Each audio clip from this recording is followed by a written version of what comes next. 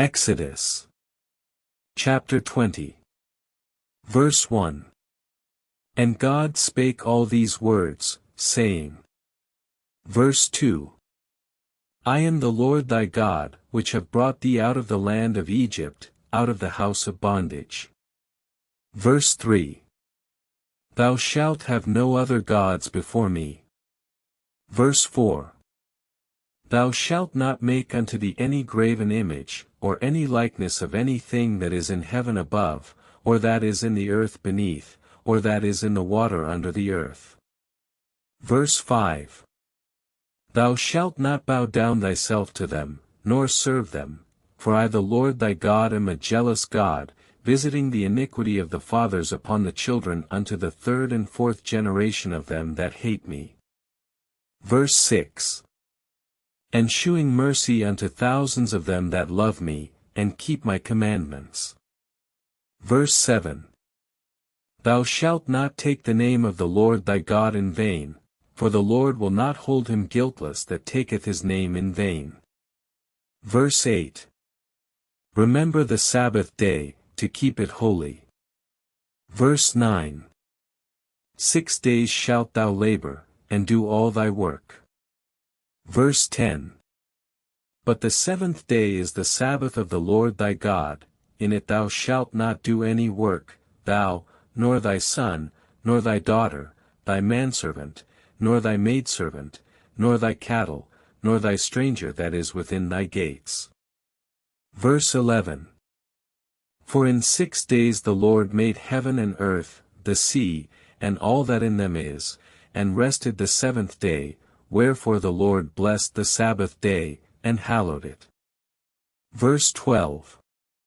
Honor thy father and thy mother, that thou mayest live long in the land which the Lord thy God giveth thee. Verse 13. Thou shalt not murder. Verse 14. Thou shalt not commit adultery. Verse 15. Thou shalt not steal. Verse 16. Thou shalt not bear false witness against thy neighbor. Verse 17.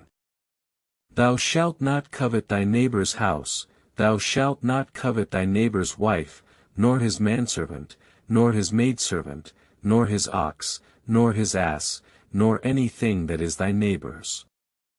Exodus chapter 21.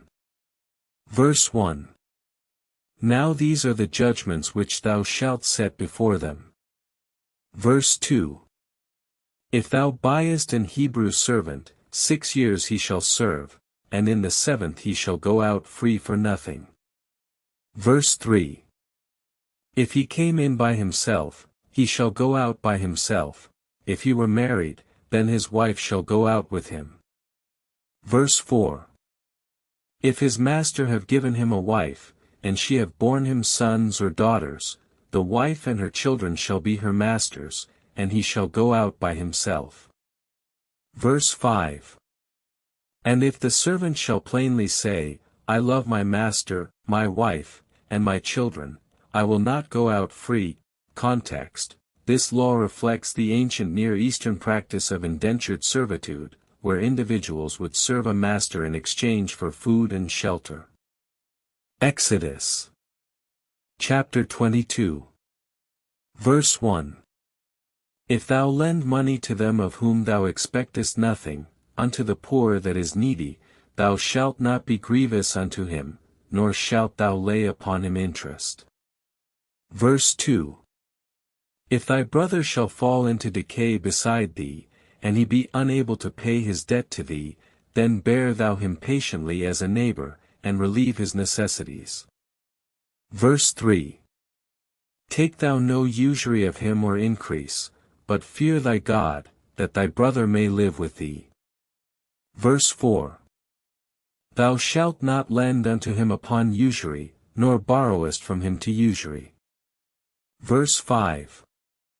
Unto a stranger thou mayest lend upon usury, but unto thy brother thou shalt not lend upon usury, that the Lord thy God may bless thee in all the works of thine hands. Historical context.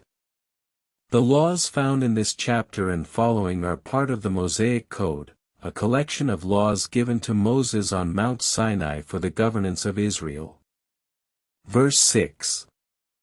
If thou at all takest thy neighbor's raiment to pledge, thou shalt deliver it unto him by the time that the sun goeth down. Verse 7. For that is his covering only, and by what shall he sleep? And it shall come to pass, when he crieth unto me, I will hear, for I am gracious. Verse 8. Thou shalt not oppress an hired servant that is poor and needy, whether he be of thy brethren or a stranger in one of the cities within thine land. Verse 9. The money of the hireling shall not rest with thee until the sun goeth down, for the morning is his right, lest he die in thy house as a thief. Verse 10. Be thou circumcised to my covenant, then shall ye know that I am the Lord your God. Historical context. The rite of circumcision, practiced since ancient times, was required for males born into the covenant community, signifying their membership in the people of God. Verse 11. Ye shall not go after other gods, nor worship them, nor serve them, nor sacrifice unto them. Verse 12. For I am the Lord your God, that divided the waters from the dry land to make you dwell upon the earth, and hath given you the land of Canaan for a possession. Verse 13. Neither shall ye defile yourselves with any manner of creeping thing that creepeth upon the earth. Verse 14. Because I am the Lord your God, therefore ye shall sanctify yourselves, and be holy, for I am holy, neither let ye profane your souls with your own inventions. Historical context. In ancient Israelite culture, purity was a highly valued concept that governed daily life, including diet, hygiene, and moral behavior. Exodus. Chapter 23. Verse 1. Thou shalt not raise a stranger above thee, which is not thy brother. Verse 2. Thou shalt not vex a stranger, neither shalt thou oppress him, for ye were strangers in the land of Egypt. Verse 3. Ye shall not afflict any widow, or fatherless child. Verse 4. If thou affresh them either of these, they cry out at me. Verse 5. And I am come down to deliver them out of the hand of the Egyptians, and to bring them up out of that land unto a good land which the Lord thy God doth promise. Historical context. The ancient Egyptian society was divided into a strict hierarchical system, with royalty at the top and foreigners and marginalized groups often relegated to lower rungs. Verse 6. Therefore thou shalt observe what is put in thine hand, and thou shalt execute his commandments, which I command thee today for observance. Verse 7.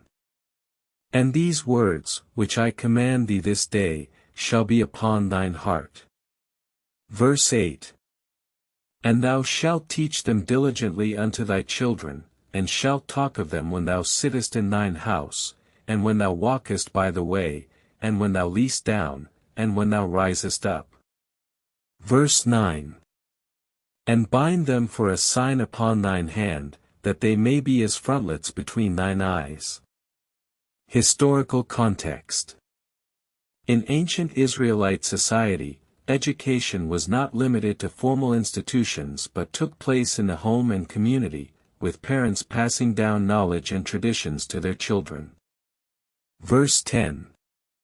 And thou shalt write them upon the posts of thy house, and on thy gates. Verse 11.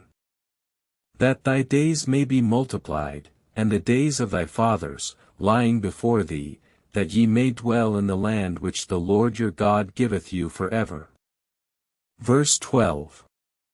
Therefore shall ye observe to do as the Lord your God hath commanded you, ye shall not turn aside to the right hand or to the left. Verse 13. Ye shall walk in all the ways which the Lord your God hath commanded you, that ye may live, and it shall be well with you, and that ye may prolong